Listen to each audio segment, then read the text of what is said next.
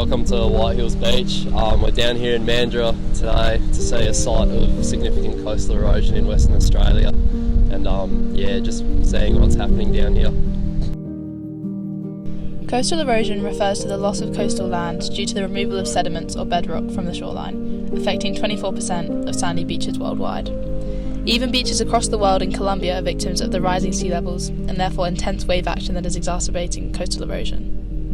Let's go over to Ada and see what locals are saying about the influences of coastal erosion. But first, imagine how you would feel if the sea was moving closer and closer to your doorstep. For the time that you've lived here, how have you seen coastal erosion impact your local community?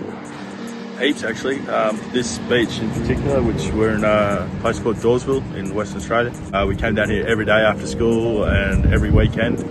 And there were sand dunes here, and we used to roly-poly and whatnot down the sand dunes pretty much every day after school on the way down for a surf. And that's all gone now. Now we've just got one hill of vegetation and then the beach. So it's you wouldn't even recognise it really. How have you seen the coastline change over the years? In this particular coastline, sort of from Dawesville all the way into Mandurah, a lot. We've gone from having beautiful, big, lush, thick, healthy beaches to what you see now, which is still fantastic.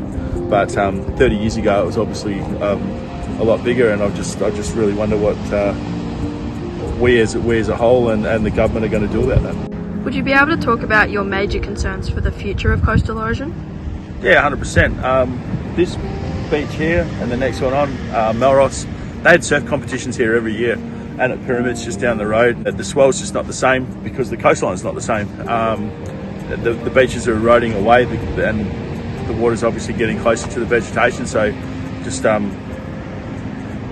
for kids in the future and whatnot, they are not going to get to see the spectacular beaches that we've grown up to. So that's obviously a major concern, and just that it's dangerous, especially for kids, because the snakes and the wildlife that live in these sand dunes and whatnot are moving closer to housing. So that's obviously a concern for the next generation that we didn't have to worry about. Please explain what coastal erosion is and why it poses such a significant threat to global communities. Sure, yeah. Coastal erosion is when sand is transported away from the shoreline. This happens on every coast, pretty much, every beach. But sometimes it keeps happening, and then you can get shoreline retreat, which could pose a threat to buildings and infrastructure and roads that's built too close to the shoreline. Human activities such as urbanization and climate change have accelerated the rate of coastal erosion. So as humans, we've often built things too close to the shoreline, and that interferes with the natural dynamics and natural processes. So often places where there are ports and other structures, you'd see that you get erosion issues. In terms of climate change, sea level rise is definitely a big one. So when the sea level goes up, we normally expect the shoreline to move inwards as well. So that's also a form of erosion that would happen over longer times.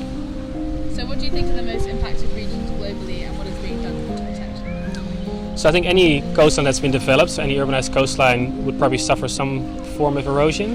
But especially communities that live too close to the shore and don't necessarily have the money to really provide protection to their shoreline would be impacted and might have to move landwards or elsewhere. But yeah, it varies a lot around the globe. What would you say is being done to protect those regions? So depending on how much money I guess they have, they might have chosen to put hard structures in, or they might have chosen for soft solutions like beach nourishment. And there's also other solutions that they might have looked into. But there's also communities that don't really have the money, and they might really be forced to move out and find a place elsewhere. Can you tell me about any of the projects you have worked on? Yeah, so I've worked on a lot of projects that looked at marine ecosystems like mangroves and seagrass, shellfish reefs, and looking at how much coastal protection they provide. And at the moment I'm also involved in a project looking at how seaweed aquaculture can absorb some of the wave energy and provide protection to the shoreline.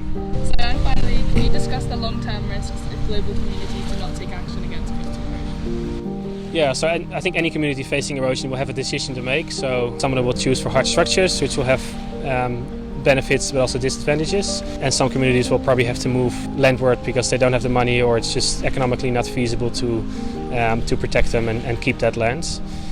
So yeah, the response will be very different around the world in the coming decades. Thank you very much. With coastal erosion being such a large issue worldwide, we must find and carry out solutions in the places that are affected the most.